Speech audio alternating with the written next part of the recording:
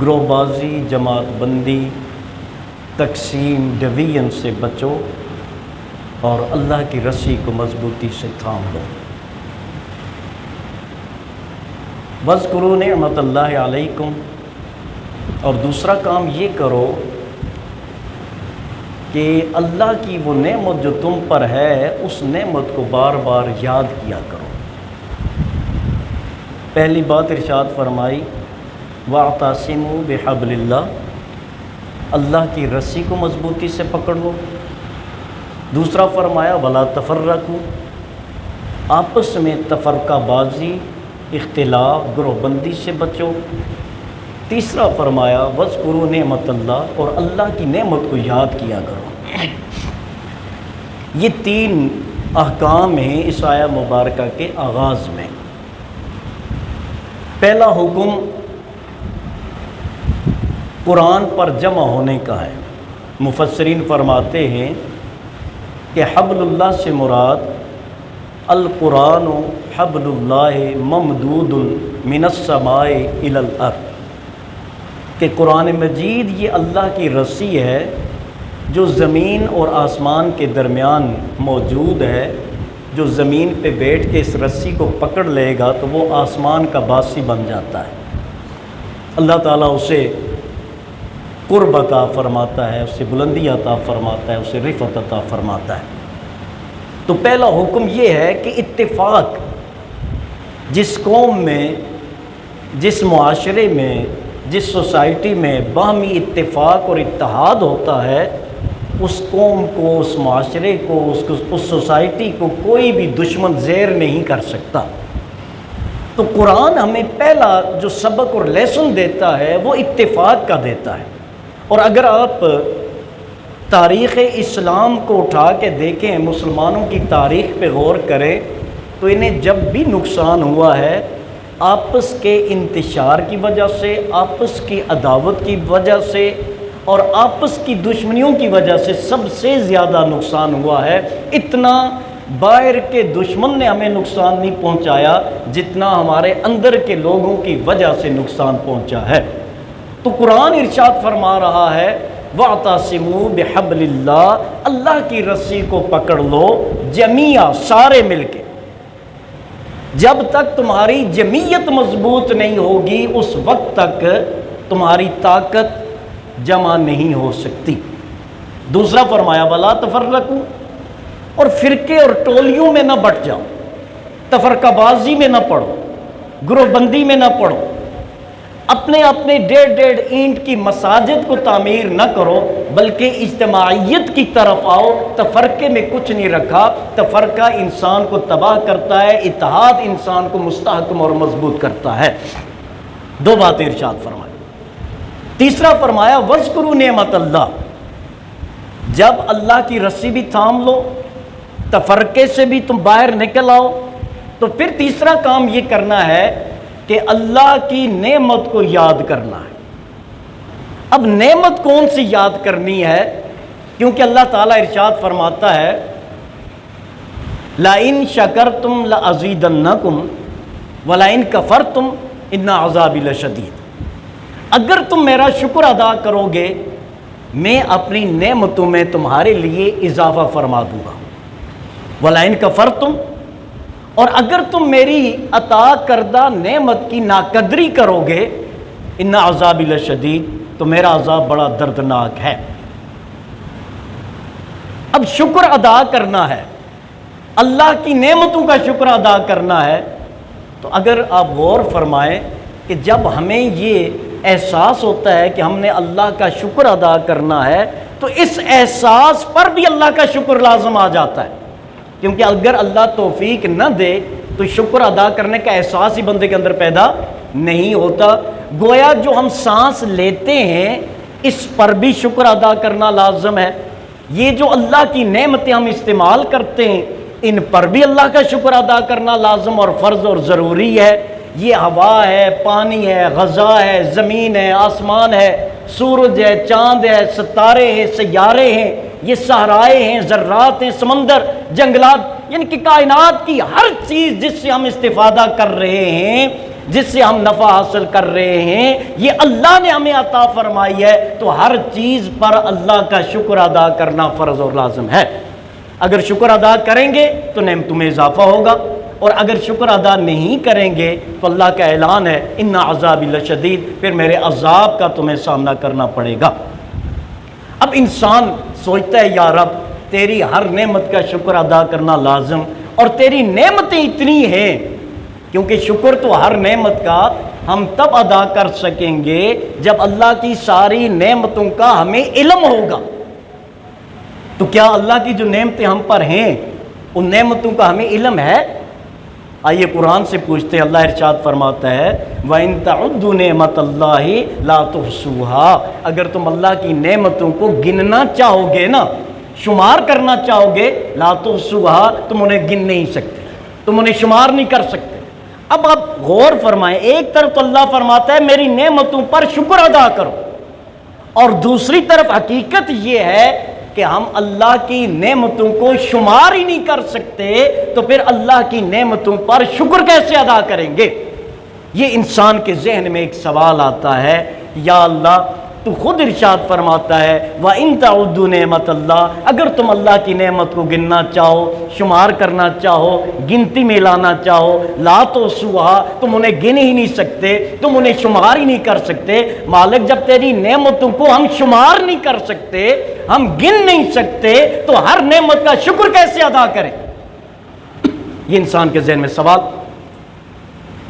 ایک بات، دوسری بات یہ ہے کہ اللہ نے فرمایا میری نعمتوں کا شکر ادا کریں، تو وہ نعمت بھی ایسی ہونی چاہیے کہ جو ساری نعمتوں کی سردار نعمت ہو۔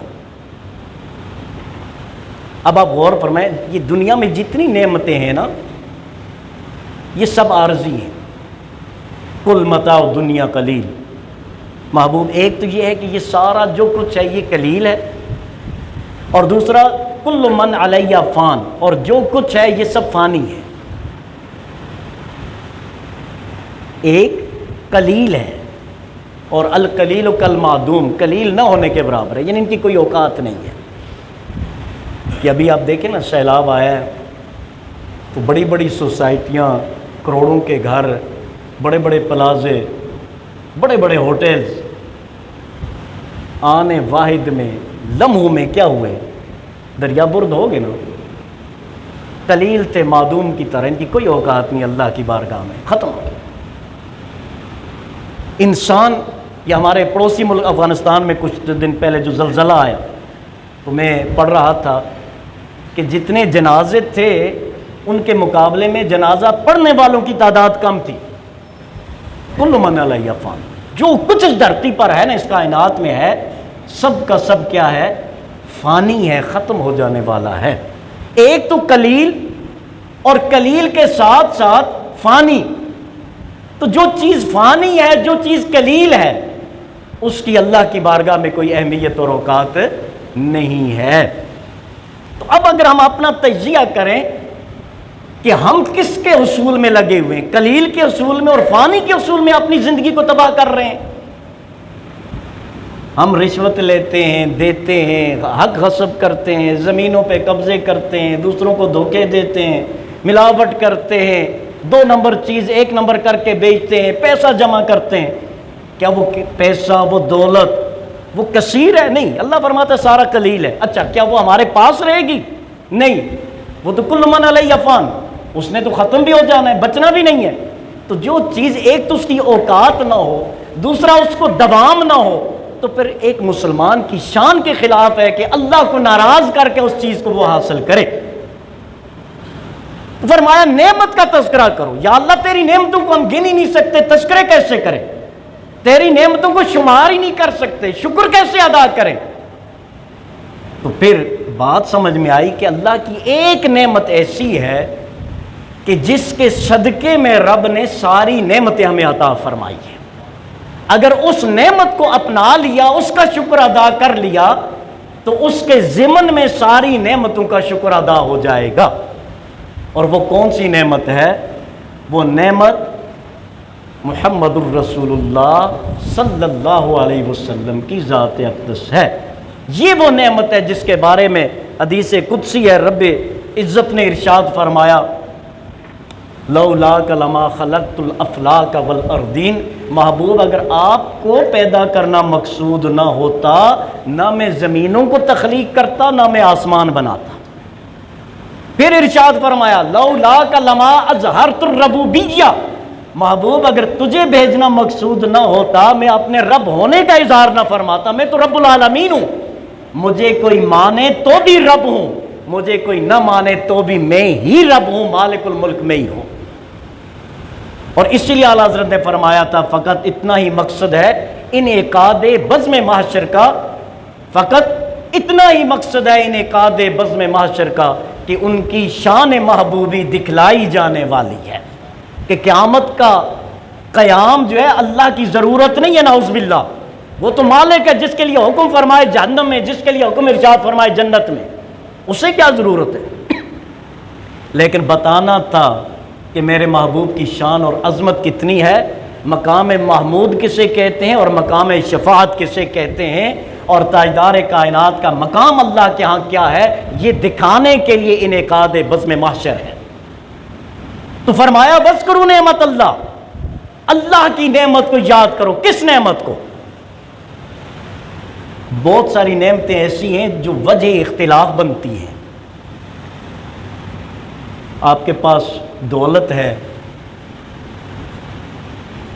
اختلاف کا سبب بنتی ہے یا نہیں؟ جب پیسہ زیادہ آ جاتا ہے گھروں میں بھی اختلاف پیدا ہوتے ہیں، حسد بھی پیدا ہوتا ہے، بغض بھی پیدا ہو جاتا ہے، دشمنی بھی آ جاتی ہے۔ تو اللہ کی نعمت ہے، خوشحالی اللہ کی نعمت ہے، ترقی اللہ کی نعمت ہے، سیم سچویشن ہو جاتی ہے، منصب اللہ کی نعمت ہے، اختلافات پیدا ہو جاتے ہیں، بادشاہت اللہ کی نعمت ہے، اختلافات پیدا ہو جاتے ہیں۔ اگر ایک وزیر اعظم ہے تو دوسرا اپوزیشن لیڈر ہے، تیسرا پتہ نہیں کیا ہے، چوتھا کیا بن جاتا ہے۔ گویا جتنی بھی نعمتیں ہیں اگر ایک حد سے وہ نکل جائیں تو وہ وجہ اختلاف اور بربادی کا سبب بن جاتی ہے۔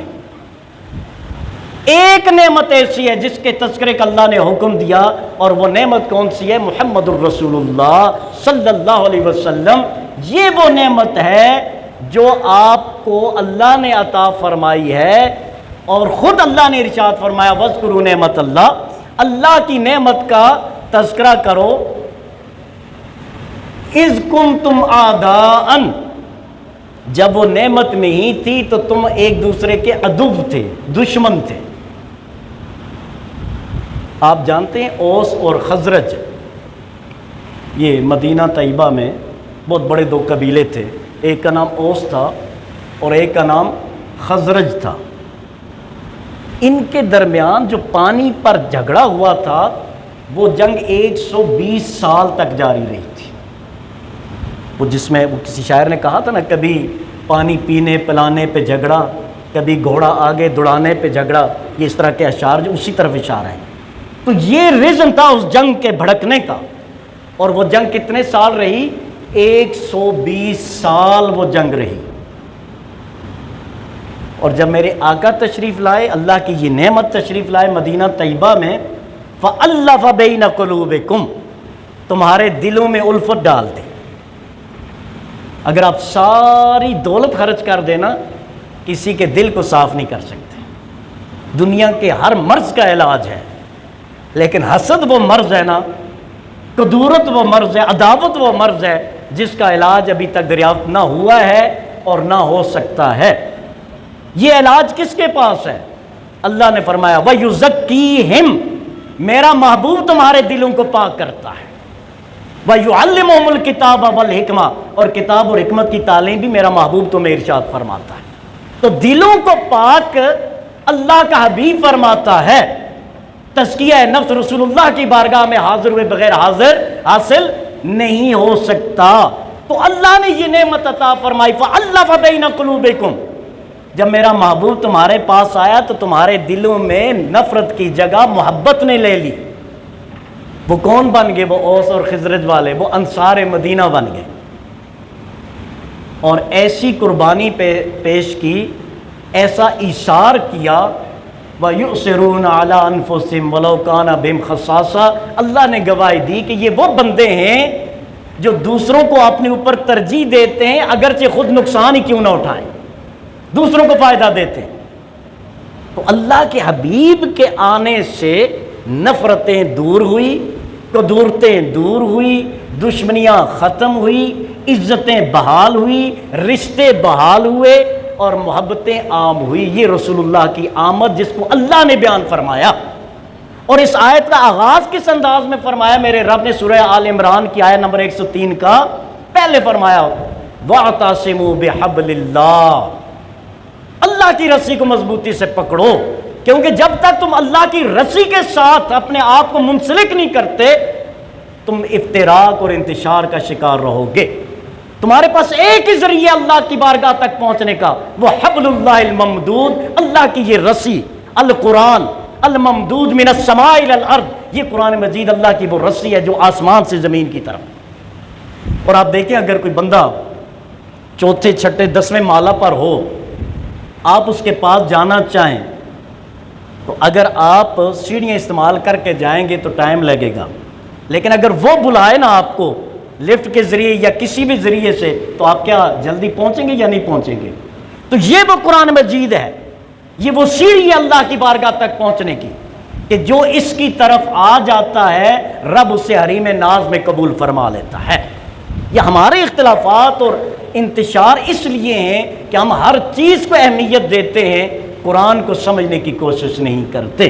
تو فرمایا پہلا کام یہ کرو کہ اللہ کی رسی کو پکڑو، دوسرا کام یہ کرو ولا تفرقو، تفرقے میں نہ پڑو۔ اب تفرقہ کسے کہتے ہیں؟ میں ایک سادی سی بات عرض کر دوں، یہاں ہم جتنے بیٹھے ہوئے ہیں کسی الگ قومیت سے ہمارا تعلق ہوگا، کوئی راجہ ہوگا، کوئی چودھری ہوگا، کوئی مغل ہوگا، کوئی کیا ہوگا، مطلب مختلف۔ کیا قوم سے الگ ہونے کی وجہ سے ہم اسے نفرت کرتے ہیں؟ جب وہ ہمارے پاس آتے ہیں تو ہم کہتے ہیں راج صاحب تشریف رکھیں، چودھری صاحب تشریف رکھیں، بٹ صاحب تشریف رکھیں، حالانکہ وہ ہماری قوم سے نہیں ہے، اس کے باوجود ہم اسے کیا کرتے ہیں؟ رسپیکٹ دیتے ہیں۔ کیوں؟ یہ بھی تو ایک الگ چیز ہے، پہچان ہے، کیونکہ ہم جانتے ہیں کہ اللہ نے ارشاد فرمایا وَجَعَلْنَاكُمْ شُعُوبًا وَقَبَائِلًا، ہم نے تمہارے خاندان الگ بنائے، ہم نے تمہارے قبیلے الگ بنائے۔ کیوں؟ لِتَعَارَفُوا، تاکہ تمہارے آپس میں پہچان ہو جائے۔ اور آگے ارشاد فرمایا کہ اس میں تمہاری کامیابی کا مدار نہیں ہے۔ میں اہم بات عرض کرنے لگا ہوں، یہ میں آپ کو ایک بات سمجھانے کے لیے عرض کر رہا ہوں۔ اللہ نے آگے کیا ارشاد فرمایا؟ لِتَعَارَفُوا، کسی قوم یا قبیلے سے منسلک ہونے سے نہ کوئی جنتی بنتا ہے نہ جہنمی بنتا ہے۔ جسٹ فار انٹروڈکشن، یہ تمہارے تعارف کے لیے ہے کہ تمہیں ایک دوسرے کی پہچان ہو۔ یا اللہ، تو پھر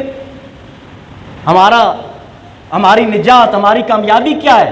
ساتھ ارشاد فرمایا ان اکرمکم عند اللہ اتقاکم، اللہ کے ہاں عزت اسے ملے گی جو اللہ سے ڈر کے زندگی گزارتا ہے۔ تم کسی بھی قبیلے سے ہو، علامہ اقبال نے کہا تھا نا، یوں تو مرزا بھی ہو، افغان بھی ہو، سید بھی ہو، بتاؤ کہ مسلمان بھی ہو؟ ویسے تو سب کچھ ہو، مسلمان بھی ہو، مسلمان ہونے سے عزت ملے گی، متقی ہونے سے عزت ملے گی، قبیلے کی وجہ سے عزت نہیں ہے۔ یہ بات سمجھ آئی؟ کسی بھی قبیلے کا فرد ہونے سے بندہ صاحب عزت نہیں ہوتا اللہ کے ہاں۔ دنیا کے اپنے اصول ہیں، وہ جو مرضی مانے۔ اللہ کے ہاں صاحب عزت کب ہوگا؟ ان اکرمکم عند اللہ اتقاکم، جب اللہ کے ہاں وہ بندہ متقی ہوگا تب وہ اللہ کے ہاں عزت والا ہوگا۔ اب آئیں مسالک کی طرف۔ آپ اہل سنت و جماعت، آپ اہل حدیث بن جائیں، آپ دیوبندی بن جائیں، آپ کسی بھی فرقے میں آ جائیں، کیا اس فرقے کو جوائن کرنے سے آپ جنتی بن جائیں گے؟ سوال ہے، جواب دیں گے آپ؟ اگر میں کہوں میں اہل سنت و جماعت بریلوی ہوں تو کیا یہ اتھینٹک کنفرم ہو گیا کہ میں جنتی ہوں؟ میری ساری ذمہ داریاں ختم ہوگی؟ کوئی کہے کہ میں فلاں مسلک سے ہوں، کیا اس مسلک کے ہونے کی وجہ سے وہ جنتی ہو گیا؟ ان اکرمکم عند اللہ اتقاکم من یطع الرسول فقد اطاع اللہ والعصر ان الانسان لفی خسر الا الذین آمنوا وعملوا الصالحات۔ ذمہ داریاں اپنی جگہ موجود رہیں گی. تو ان مسالک کو آپ اسی طرح خاندان سمجھ لیں. میں میلاد شریف کے حوالے سے بات کر رہا ہوں، آقا کی نعمت کے تذکرے کے طور پہ عرض کر رہا ہوں، اور ایک اپنی دلی التجا کی خدمت میں پیش کر رہا ہوں. ان چیزوں کو آپ ایک خاندان سمجھیں، ایک قبیلہ سمجھیں، ایک کنبہ سمجھیں. کوئی اہل حدیث کنبے سے ہے، کوئی دیوبندی کنبے سے ہے، کوئی اہل سنت بریلوی کنبے سے ہے، کوئی کسی کنبے سے. ان کو کنبوں میں لے جائے. اور دار و مدار نجات کا کس پہ ہے؟ رسول اللہ کی محبت پر ہے، آقا کی اطاعت پر ہے، آقا کی اتباع پر ہے، قرآن کی اتباع پر ہے، قرآن کے ماننے پر ہے، قرآن کی تعلیمات پر ہے، اور اللہ کے احکامات پر ہے. تو جب یہ بات سمجھ جائیں گے تو میرے خیال میں ہمیں پھر کسی کو کچھ کہنے کی ضرورت. ہاں، جو فرائض کا منکر ہے وہ کافر ہے، جو رسول اللہ کا گستاخ ہے وہ کافر ہے، جو اللہ کا منکر ہے وہ کافر ہے، جو قرآن کا منکر ہے وہ کافر ہے، جو ارکان اسلام کا منکر ہے وہ کافر ہے، جو ختم نبوت کا منکر ہے وہ کافر ہے. بات ختم. باقی جنت میں جانے کے لیے بریلوی دیوبندی اہل حدیث نہیں، مسلمان مومن اور متقی بننا پڑے گا. اگر آپ یہ ہیں تو اللہ کا شکر ادا کریں کہ آپ جو مرضی اپنے آپ کو کہلائیں، کسی کو کوئی تکلیف نہیں ہونے چاہیے. صرف اللہ اور اللہ کے نبی کے مخلص بن جائیں، اللہ اور اللہ کے محبوب کے محب بن جائیں، اللہ اور اللہ کے محبوب کے مطیع اور فرما بردار بن جائیں. باقی جو نام مرضی آپ رکھیں کوئی فرق نہیں پڑتا. ہاں، اگر صرف نام پہ چلنا ہے تو دوستو پھر کام بڑا مشکل ہے. اللہ تعالیٰ سے دعا ہے اپنے محبوب کی محبت عطا فرمائے، اپنے محبوب کے تذکرے کرنے کی توفیق عطا فرمائے، اور اپنے محبوب کی شفاعت ہمیں نصیب فرمائے. اللہ تعالیٰ ہم سب کا حامی و ناصر ہو.